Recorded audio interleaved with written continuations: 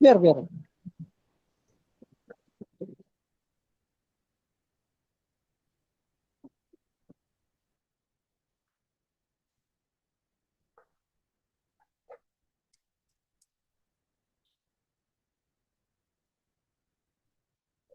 Oke, selamat malam semuanya ya. Topik kita hari ini tentang bangunan dan fondasi ya, dan juga tentang emas dan batu ya. Eh, Mungkin tentunya kita sendiri semua kan paham ya. Jadi sebelumnya kan kita kemarin bersemangat dengan Ejit Pro ya, dan kita tahu pada akhirnya Ejit Pro itu menjadi sesuatu yang gagal ya. Dan kalau saya coba ya meditasi, kenapa pada akhirnya Ejit Pro itu bagi saya itu sesuatu yang gagal. Mungkin saya mau nanya dulu, Christine, kamu kalau bangun gedung tinggi, berani nggak bangun gedung tinggi tanpa fondasi? Berani nggak? Enggak, enggak berani. Soalnya bangun fondasi lama loh. Kamu lihat gedung-gedung yang 30 lantai, bangun fondasinya itu 6 bulan setahun loh bangun fondasi. Habis-habisin waktu, betul nggak? Betul. Jadi Tapi boleh kan nggak? strong. Kita hemat 1 tahun aja. Ngapain bangun fondasi? Langsung bangun bangunan 30 lantai. Boleh nggak? Boleh, tapi terancam rubuh. Ya pasti matilah kita semua, betul nggak? Iya, Roboh kan? iya. Nah, jadi bangunan yang tinggi itu adalah recruit and grow. Hmm. Nah, sekarang coba kita semua fokus. Recruit and grow gitu kan. Itu sama dengan kamu nggak punya fondasi. Masuk akal nggak, Christine? Coba kamu bayangkan, Christine. Kamu Ya, fokus, setiap hari fokus kamu cuman ini. Recruit, grow. Bangun ketinggian terus, betul nggak? betul. Kamu yakin bisnis kamu akan sustain? Kalau cuma rekrut grow, nggak di grooming, ya, apa, nggak di develop, ya Kamu akan capek, lama. habis uang, habis Mm. waktu, habis tenaga, betul nggak? Ya, Emosi, betul nggak? ya. Jadi saya ingin kita semua memandang begini. Bangunan yang tinggi itu adalah recruit and grow, betul nggak? Ya. Nah, sekarang apa fondasinya? Ya, apa fondasinya? Betul nggak? Fondasi yang akan apa ya? Membuat sesuatu itu menjadi begitu kokoh dan sustainable, betul nggak?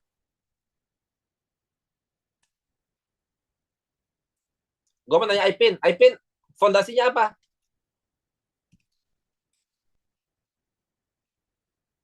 Atau Christian bisa bantu? Menurut kamu fondasi apa?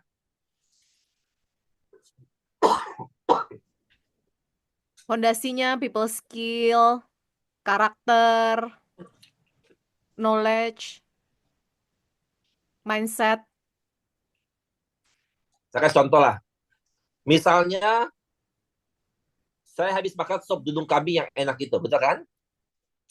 Habis itu saya langsung cerita kemana-mana. Christine, lu harus coba sop dudung kambing, enak banget. Ya, recruit and grow. Ayo Christine, kamu makan tuh sop dudung kambing, betul nggak? Fondasinya di mana, Christine? Fondasinya di mana? Fondasi sop kambingnya. Gimana caranya? Kenapa saya begitu bersemangat membangun gedung itu, membangun recruit and grow? Christine, kamu harus coba sop dudung kambing. Ayo coba makan. Ayo ke sana kamu pergi. Karena ada conviction, sudah merasakan. Benar sekali ya.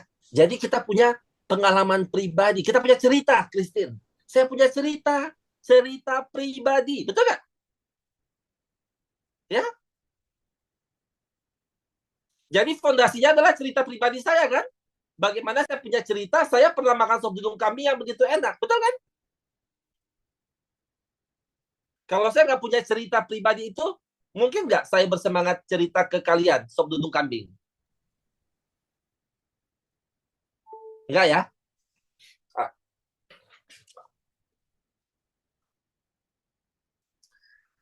Kemarin kamu tahu ya, saya lagi apa? Lagi naik sepeda, kemudian sangat sial banget ya, jatuhnya itu nggak pas ya, apa? Tulang pundak kiri kena di trotoar dan langsung patah ya, patah bergeser 2 senti ya.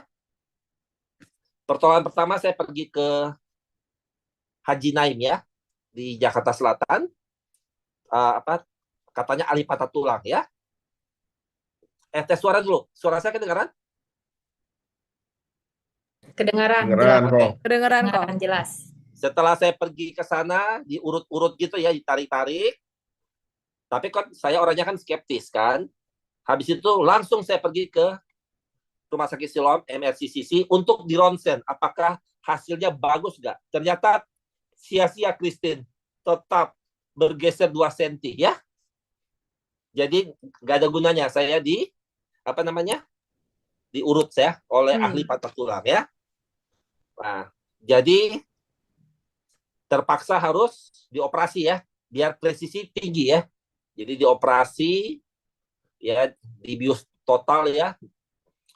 Habis itu ya digeser 2 senti ya, bayangkan tulangnya digeser 2 senti, dipasang plat ya, plat platinum ya. Ya, dan katanya nggak perlu dicabut ya. Akhirnya ya tinggal tunggulah, semoga 6 bulan tulangnya sudah nyambung ya dan sudah bisa normal seperti biasa ya. Saya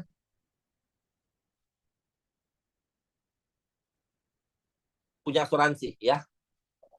Punya asuransi aja stres loh, karena kesakitan itu stres juga, betul nggak?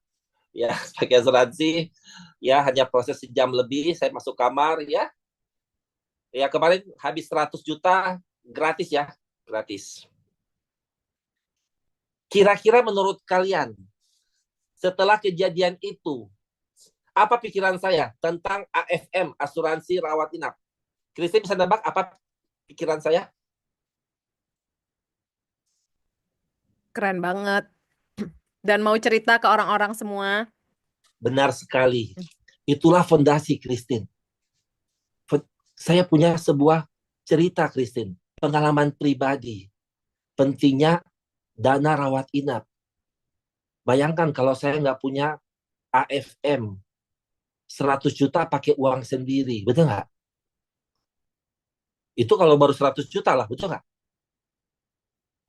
100 juta aja sudah membuat saya langsung berpikir ya, habis ini nih, gue harus paksa seluruh dunia ya untuk punya AFM Alliance. Betul nggak? Pokoknya gue mau paksa lah teman, saudara, siapapun gue mau cerita. Ya, kamu harus punya AFM. Betul nggak? Ya, ayo sisihkan ya. Ya, 600.000 sebulan. Betul nggak? Paling kecil kan 600.000 sebulan, sisihkan lah. Betul nggak? Ya, itu baru 100 juta, Christine. Apalagi kalau biayanya 1 miliar perawat inap. Waduh. Sampai sini dapat nggak? Kadang-kadang kita itu fokus bangunannya. Ya, kamu terlalu fokus dengan bangunan. Recruit and grow, recruit and grow. Ya.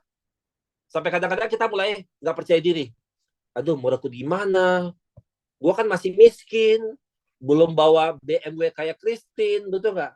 Saya masih naik motor. Gimana bisa rekrut orang, betul nggak?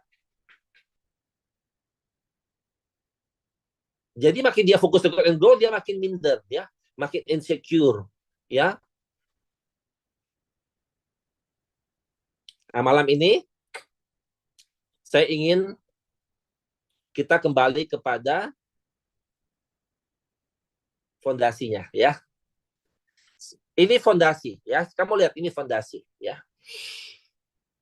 Kalau orang punya penghasilan, ya, tentunya harusnya ya menurut perencana keuangan ya. Contoh kamu punya penghasilan 100 juta per tahun ya, hampir 10 juta sebulan atau 100 juta per tahun. Kamu pasti akan menghabiskan 50 juta UMR, betul nggak? Tahu ya UMR ya, itu adalah upah minimum regional di mana menurut pemerintah ya orang masih layak hidup. Jadi 50 juta itu hanya untuk biaya hidup lah. Jadi idealnya orang itu punya income jangan UMR lah ya.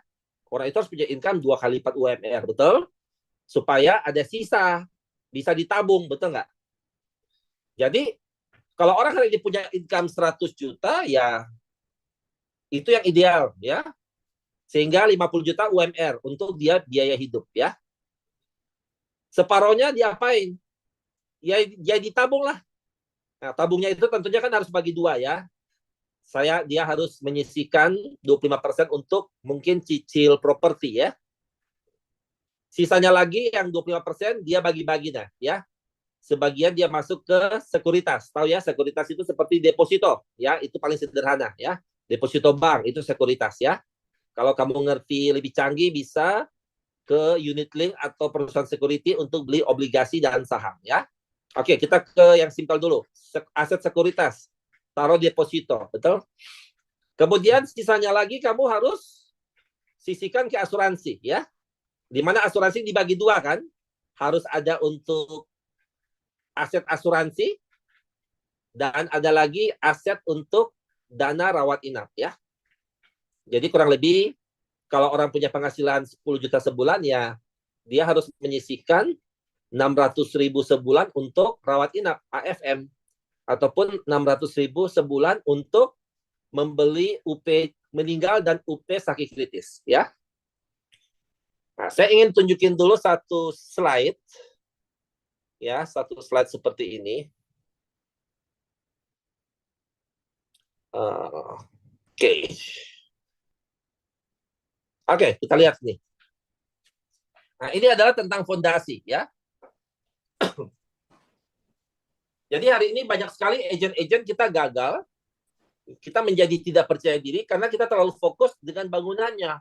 Rekrut, grow, gitu kan.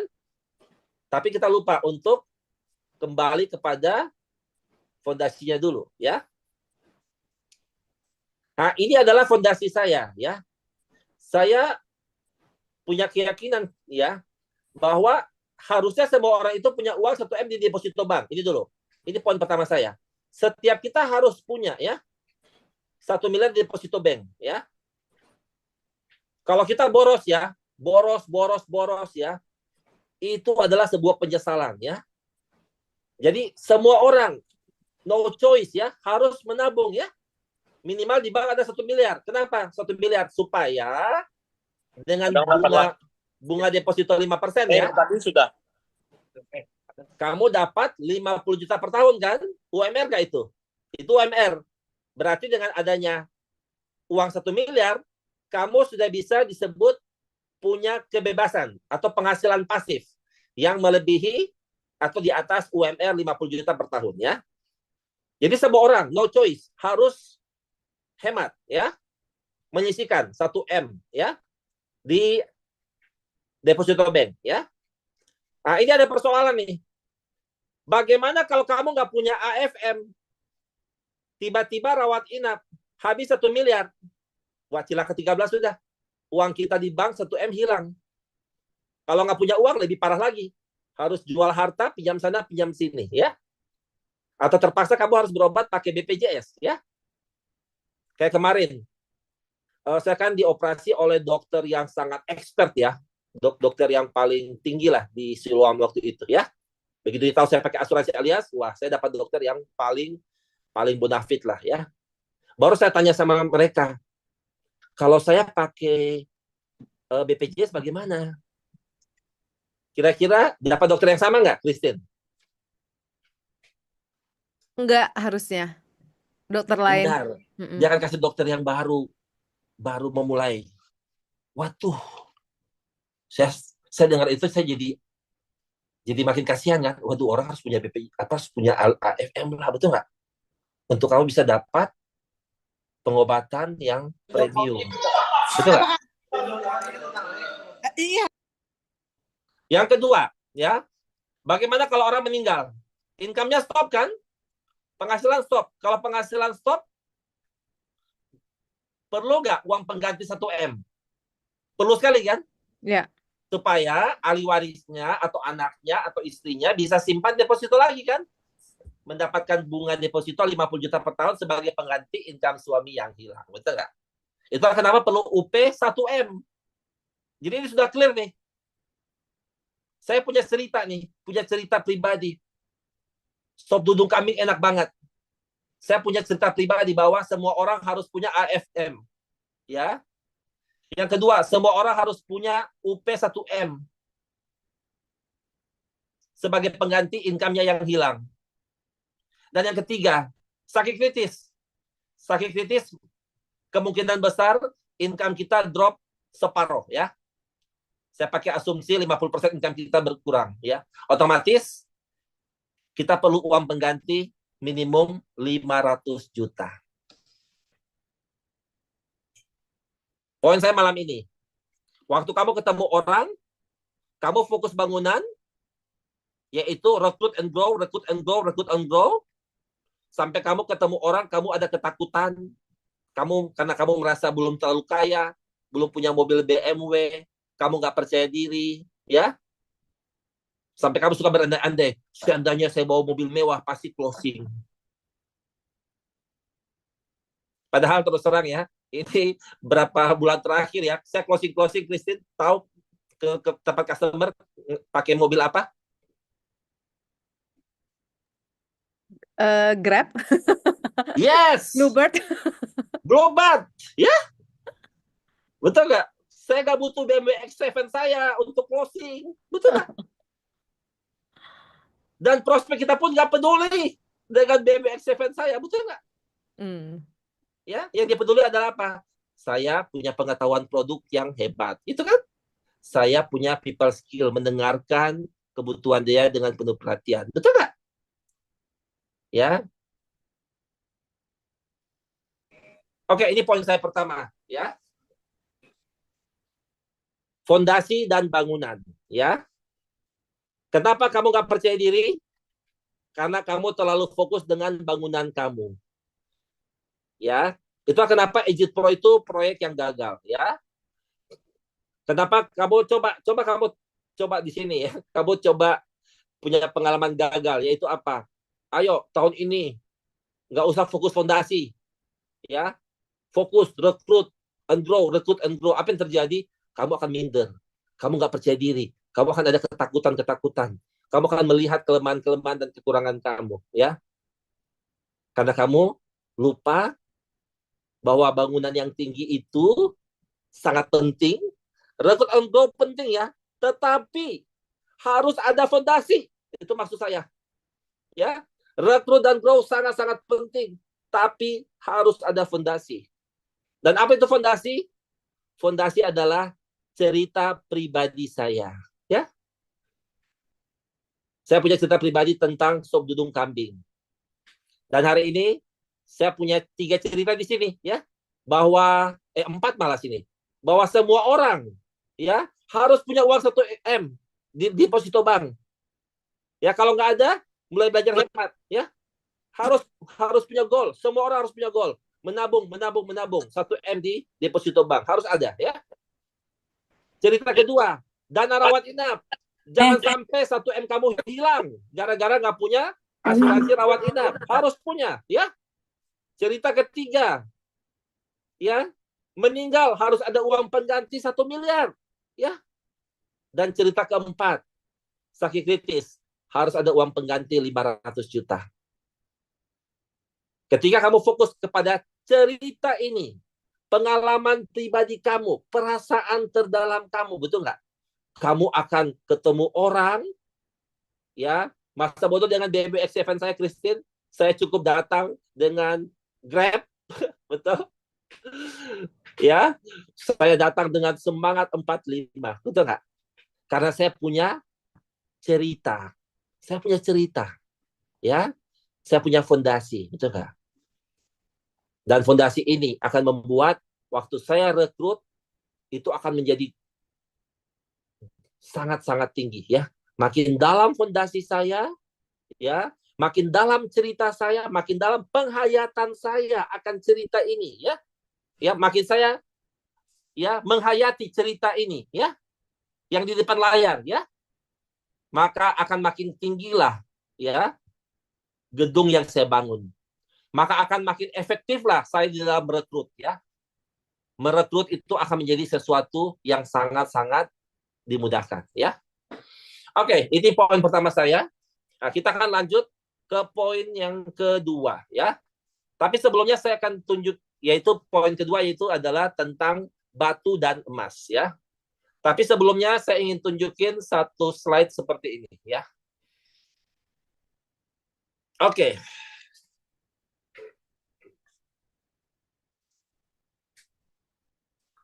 Idealnya ya, orang itu punya income 100 juta per tahun ya, atau 10 juta sebulan.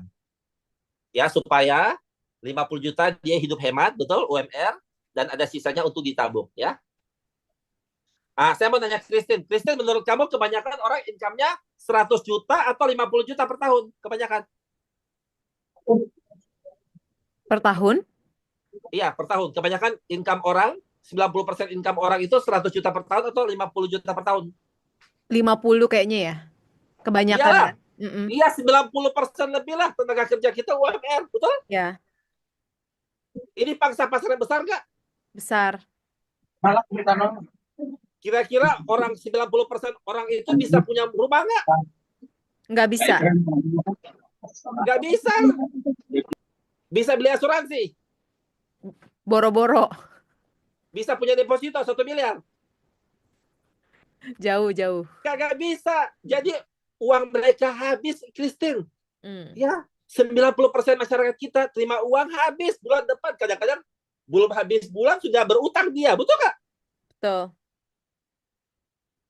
Terima gaji 5 juta sebulan, langsung apa? Bayar hutang di Warteg 1 juta pemakaian bulan lalu. Ampun dah, betul nggak? Kasbon, kasbon. Kasbon, gila. 90% loh. Ya, berarti mereka no choice harus dapat tambahan income 50 juta yang kedua nggak, Christine? Biar hidupnya cerah, betul nggak? Betul. Berarti harus melakukan apa? Intrapreneur. Tahu apa intrapreneur? Nggak cukup jadi employee. Kamu harus belajar jualan ya. Misalkan jual baju, jual roti, jual macam-macam lah. Betul? Supaya dapat income 50 juta yang kedua lewat jualan. Itu yang disebut dengan intrapreneur ya. Jadi 90% karyawan kita di Indonesia, mereka harus jadi intrapreneur. Harus apa? Belajar jualan. Karena income mereka hanya cukup untuk biaya hidup. Mereka tidak akan bisa punya deposito 1 M di bank. Mereka tidak akan bisa beli mobil. Bahkan tidak akan bisa beli asuransi ya. Mau UP 1 M nggak bisa beli. Sakit kritis 5 juta nggak bisa beli ya. Rawat inap nggak bisa beli ya. Paling pakai BPJS, betul? Ya. Jadi selling itu no choice nggak, Christine? Ya. No choice. Ya. Banyak saya lihat karyawan-karyawan saya lihat mereka semangatnya, ada yang jualan apa? Jual baju, betul nggak? Jual parfum, betul nggak? Macam-macam lah mereka jualan, betul nggak? It's good, ya. Ya. Nah, sekarang daripada jual parfum, boleh nggak jual ALP 100 juta, Christine? Boleh? Boleh. Berapa komisi kita kalau 100 juta? 50 Oh. juta per tahun. Waduh. Daripada saya jual parfum, jual baju, jual pisang goreng, betul nggak? Berarti gua jual premi 8 juta sebulan. Ampun dah. 100 juta itu kan premi 8 juta. Iya. Wah, sampai sini saya dapat lagi fondasi yang baru. Saya punya fondasi. Semua orang harus jadi agent Allianz. Semua karyawan harus belajar jualan. Betul nggak? Belajar jualan premi 8 juta. Betul? Iya. Supaya kamu dapat 50 juta. Untuk apa 50 jutanya? Supaya kamu bisa punya aset properti. Betul? Bisa punya deposito. Betul? Bisa punya Legacy Pro. Betul? Kalian pasti dan AFM. Dapat nggak? Iya. Saya di Indonesia saya cek yang bisa punya income 100 juta per tahun itu ya hanya sekitar 10-20%, ya 10% lah ya. Tapi ada mayoritas 90% yang income mereka hanya 5 juta sebulan ya. Oke. Apa arti 50 juta? The meaning of 50 juta. Hari ini untuk dapat penghasilan 50 juta kita harus kerja 50 jam seminggu. Setuju ya, Christine ya? Betul. Boleh nggak? Tambah aja 10%, tambah 5 jam. Ngapain 5 jam seminggu? Jadi agent Allianz. Jual premi 8 juta ALP 100. Boleh nggak? Worth it Betul nggak? banget. Mm-mm. Kalau dia nggak mau kasih, gue bilang, lu ya keterlaluan. 50 jam aja lu kasih demi gaji 50 juta per tahun, betul? Demi gaji 5 juta sebulan lu kasih 50 jam seminggu, betul? Hmm. Saya hanya minta kamu tambah lagi sedikit 10%. Boleh nggak kasih waktu 5 jam seminggu, betul nggak? Ya. Belajar jualan, betul nggak? Dan kamu dapat income yang sama, 50 juta juga, double kan? Waduh, saya semangat. Inilah cerita saya, fondasi saya, betul nggak? Arti kedua, apa arti kedua 50 juta? Dengan adanya 50 juta, ya, karena kita tahu ya, 50 juta itu hanya bisa habis untuk biaya hidup ya. Habis tuh sudah. Nggak bisa ngapa-ngapain. Arti yang kedua apa? Selain menyisikan waktu 5 jam seminggu, dengan adanya kamu uang 50 juta, penghasilan 50 juta per tahun, bisa ditabung nggak? Bisa Ya. mulai cicil rumah nggak? Bisa mulai cicil deposito, betul?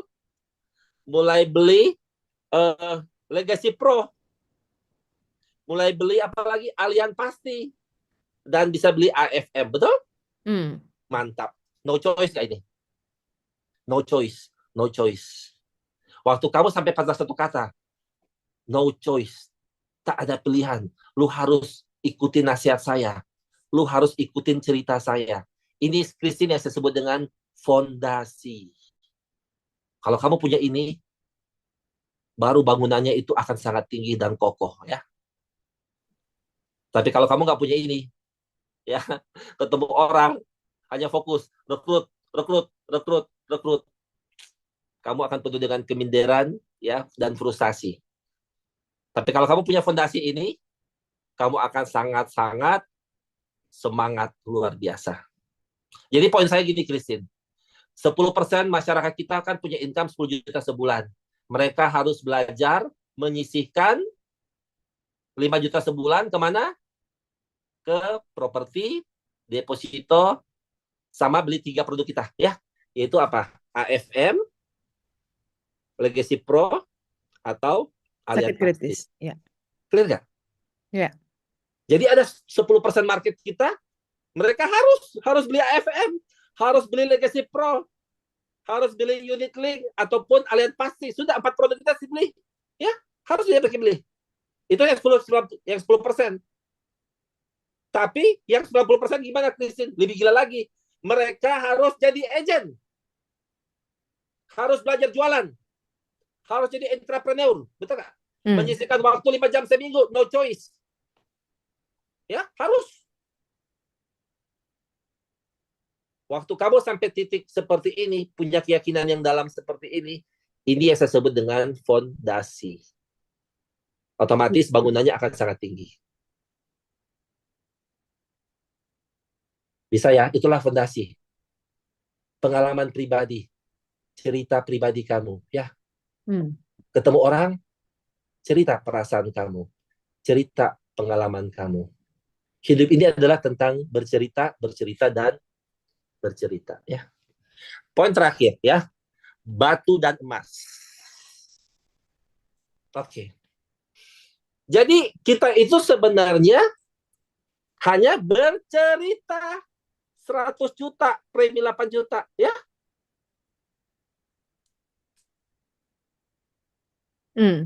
Selling itu bukan bukan bukan kasih tips ya. Orang suka tanya, Kok ini ada tips? Tahu jawaban saya apa kalau orang suka tanya saya? Kok ini ada tips? Tahu jawabannya benar apa, Christian? Apa kok? Tak ada tips. Tak ada tips. Itu jurus ampuh saya. Saya semangat. Nggak ada secret ya, nggak ada tips. Saya di gereja kan bimbing pasangan menikah ya, banyak ya. Jadi banyak sekali saya memberikan konseling ya, pernikahan untuk suami istri yang berantem, betul kan? Atau yang orang tua yang pusing dengan anak-anaknya, betul kan? Suka ditanya tips, Kok Fedi ada tips nggak untuk membesarkan anak? Ada tips nggak untuk suami istri? Tahu apa jawaban saya? Tak ada tips. Benar sekali, tak ada tips untuk kamu. Ampun dah. Karena kalau saya kasih tips, tips saya pasti sesat. Mana mungkin saya tahu hidup dia. Betul nggak? Tips saya pasti sesat. Setuju nggak? Ya. Yang kedua, orang juga suka dikasih tips nggak? Kalau suka dikasih nasihat, nggak suka kan? Nggak suka.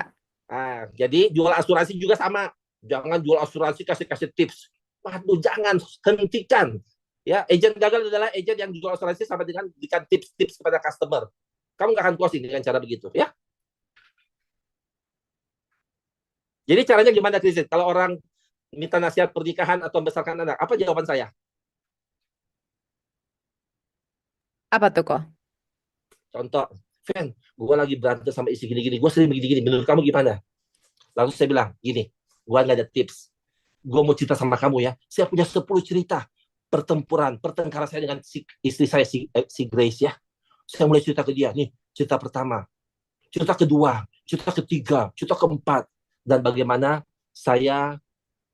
strategi saya untuk mengatasi 10 pertengkaran saya sama istri. Setelah saya cerita, saya tanya dia, ada yang cocok nggak? Event, cerita nomor 3 cocok banget sama gua. Gua mau tiru closing. Betul nggak? Itulah cara jual asuransi. Cerita, betul nggak? Betul nggak? Dari tadi kan Fanny bercerita kan? Cerita. Jangan kasih tips kepada customer. Kalau kamu kasih tips, akan berbantahan dengan customer, gak akan closing kamu. Nasabah pun jengkel dengan tips-tips kamu. Betul nggak? Cerita. Ya, perasaan kamu. Kenapa? Dari tadi saya sudah kasih banyak kamu cerita kan? Cerita. Oke. Simple. Stop selling ya. Stop selling. Dalam konteks apa? Kasih tips. Presentasi. Banyak bicara ya. Sampai ada satu istilah, selling is not telling but asking the right question ya. Banyaklah bercerita ya. Dan banyaklah bertanya. Betul nggak? Jadi presentasi asuransi itu yang benar adalah cerita. Betul nggak? Ya. Betul? Kalau mau jual AFM, gampang. Saya punya cerita sekarang kan. Kalau kamu nggak, pakainya cerita ke Fanny ya. Ya. Betul nggak? Bagaimana saya ya kemarin habis 100 juta gratis. Betul nggak? Aduh, untung ada AFM ya. Betul nggak? Bayangkan 100 juta pakai uang sendiri Christine. Satu mobil hilang. Aduh, betul nggak? Mujur ya. Income saya separuh saya sisihkan ya. Ya, separuh. Ya, saya belajar hidup 50% untuk dia hidup, betul? Separuhnya saya mulai sisihkan. Saya beli AFM, saya beli Legacy Pro, betul nggak? Saya beli Allianz Pasti, saya beli Unit Link, betul nggak?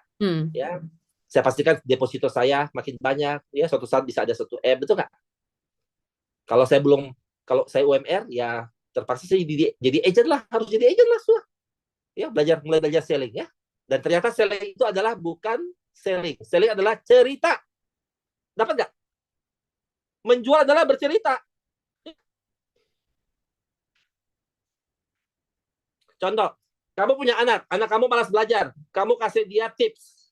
Kira-kira mempan nggak? Nggak mempan.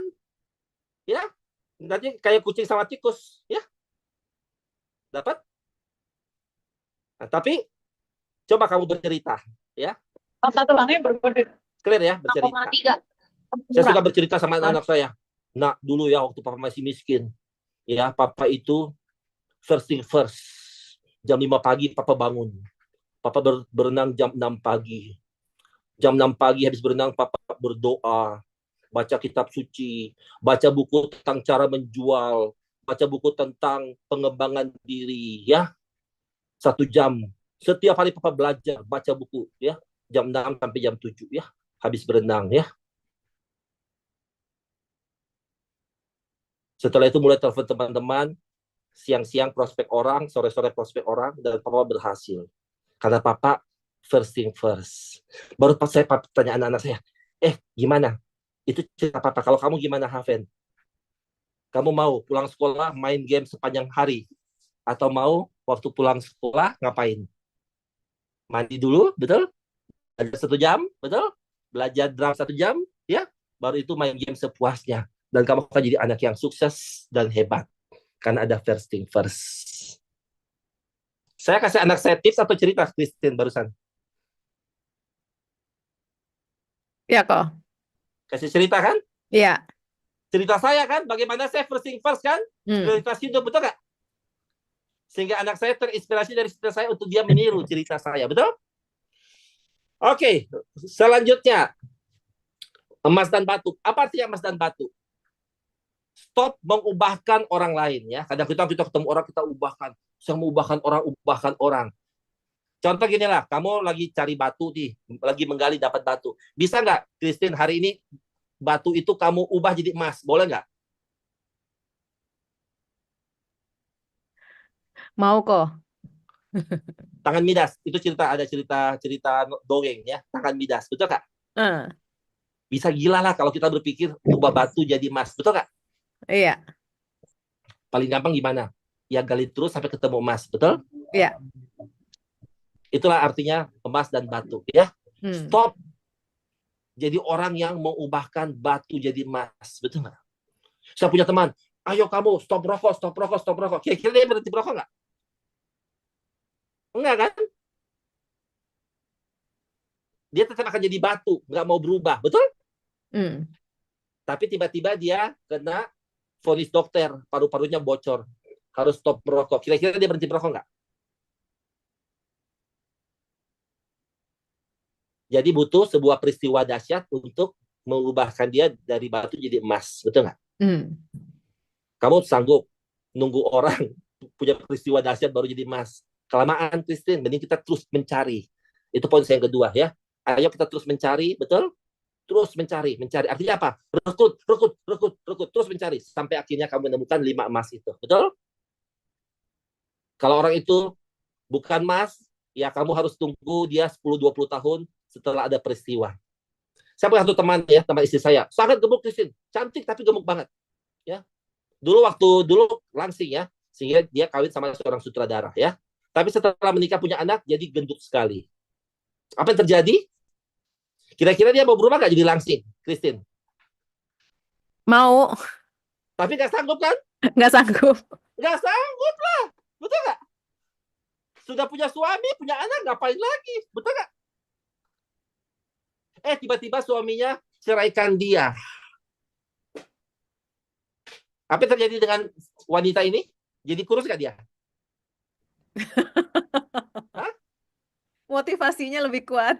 Oh, langsung jadi kurus. Setahun kemudian kurus langsing banget loh, cantik banget loh. Dia ke fitness segala macam dan sekarang sudah punya suami yang lebih ganteng lagi dan lebih kaya. Wah, ya mantap nggak? Tapi jadi gini lah, poin saya, kalau kamu menemukan batu, ingat ya, batu itu butuh waktu 10 tahun, perlu peristiwa dahsyat baru jadi emas. Ya, kalau kamu sabar ya silakan. Kalau Covid nggak sabar ya, jadi kita ngapain? Ya, sambil terus menemani si batu 10 tahun, jangan lupa terus mencari emas-emas itu. Ya, kita butuh berapa emas? 5 emas. Setuju? Ya, cari 5 direct ya, yang emas ya. Iya. Tapi batunya jangan dibuang, ditemani aja si batu itu. Temani 10 tahun, 20 tahun sampai dia jadi emas ya. Santai aja ya. Oke? Jadi tolong batunya jangan dibuang ya. Kamu batu saya buang. Jangan begitu juga. Gak apa-apa dia jadi batu. Bantu-bantu unit. Jadi BF forever maksud saya, Christine. Gak apa-apa. Bantu-bantu offset unit. Betul gak? Ya? Ya, sampai suatu saat setelah 10 tahun dia jadi BP. Betul? Nah. Jadi poin saya jangan harus punya 2 strategi ya. Jadi bantu kamu jaga, bangun hubungan, bantu-bantu unit kamu, betul? Sambil terus mencari 5 emas atau 5 direct kamu, betul? Ya. Otomatis kalau yang terjadi duplikasi otomatis ya, otomatis. Dan suatu saat penghasilan kita adalah 1 triliun per tahun.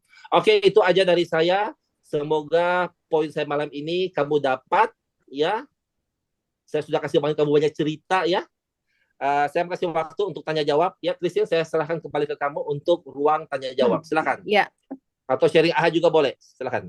Oke, waktunya sisa 1 menit sebenarnya, tapi nggak apa-apa, nggak apa-apa. Teman-teman, bagus banget ya hari ini ya, storytelling ya.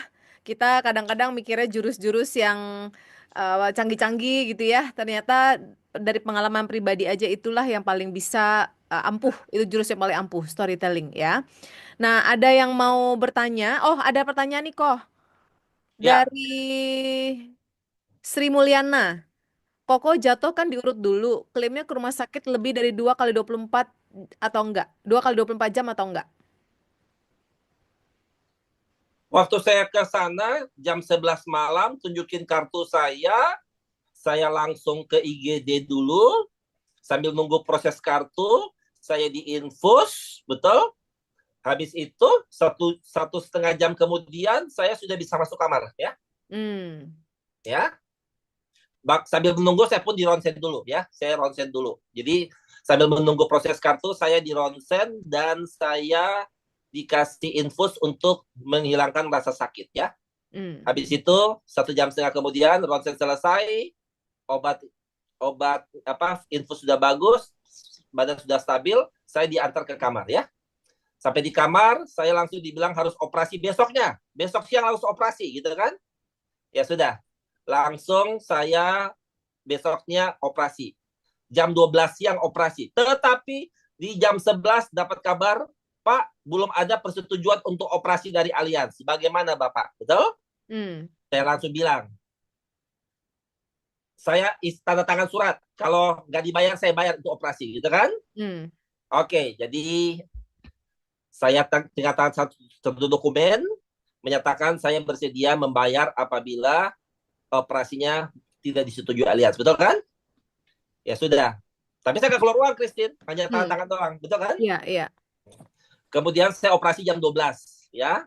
Selesai operasi jam 2. Begitu saya sadar, jam 2 saya disadarkan. Kan, habis itu saya langsung di ronsen kembali untuk memastikan hasil operasi mantap.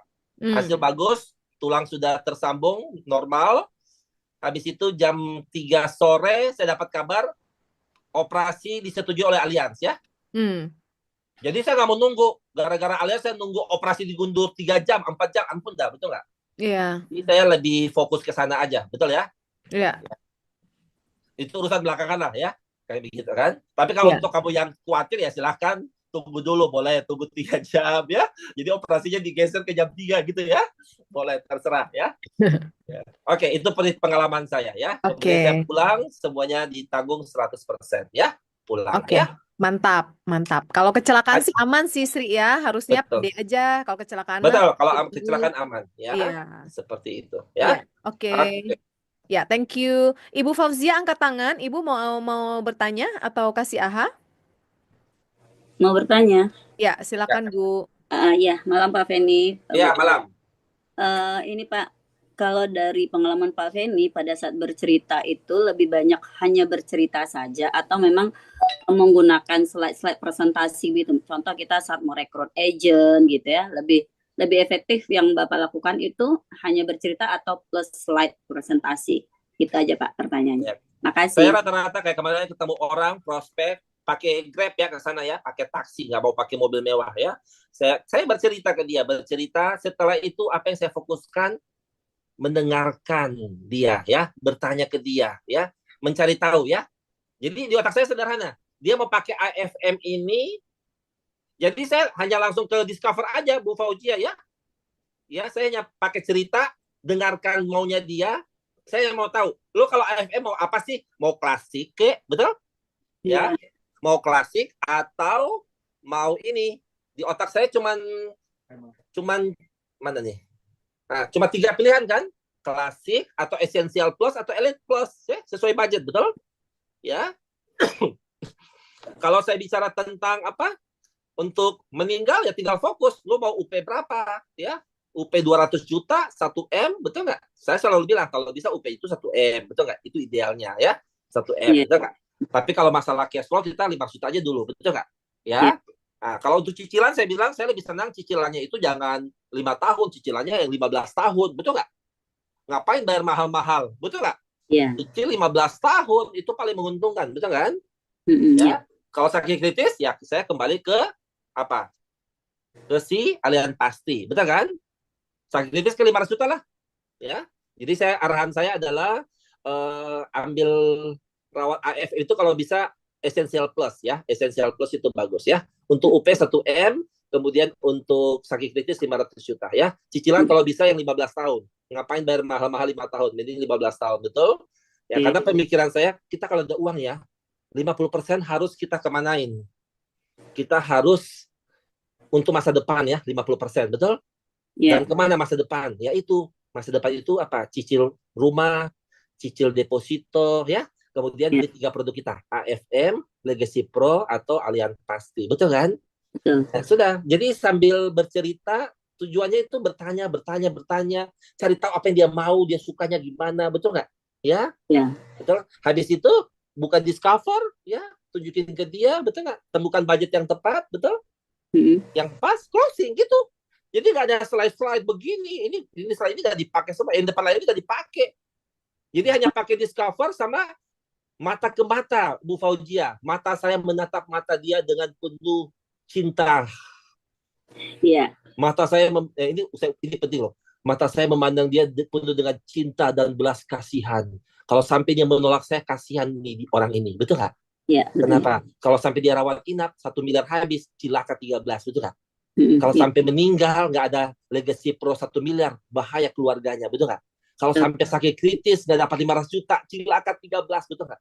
Jadi, rahasianya, mata kita harus memandang prospek dengan penuh cinta dan belas kasihan. Betul nggak? Oke. Itulah fondasi. Betul ya?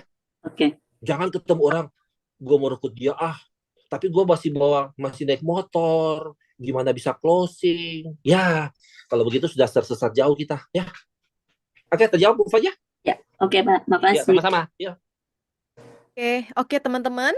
Sisa sekitar berapa menit nih? 21.30. Sisa sedikit lagi ya, sisa 9 Ya. menit. Saya kira kita perlu akhiri dulu ya. Ini bagus banget. Kita panggil-panggilin BI kita untuk masuk ke ruang Zoom jam 7.30 karena cocok banget ya. Ini kayaknya udah diatur sama Tuhan ya. Koven cerita tentang fondasi.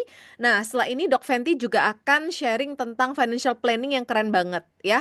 Ilmu CFP tapi disederhanakan oleh dia sehingga menjadi lebih gampang dicerna. Jadi rugi banget yang timnya nggak hadir. Jadi sekarang masih ada sisa waktu 8 menitan. Yuk kita panggil ya BI kita untuk masuk ke ruangan ya biar tambah rame ya dan bisa belajar, makin banyak yang belajar. Oke, thank you so much ya Koven atas ilmunya. Boleh slide-nya nanti dibagi ya kok. Tapi kan ya slide-nya jangan dipakai, ketemu prospek bicara ya. Oh Jangan iya. discover aja sudah ya. Iya, Nggak pakai betul. slide-slide. Iya. Oke. Oke, thank you Koven. Thank you teman-teman. Kita stay di sini, jangan keluar. Yuk telepon BI-nya segera ya masuk ke ruangan sini. Ko Dede boleh musik-musik ya, Ko? Oke. Thank you.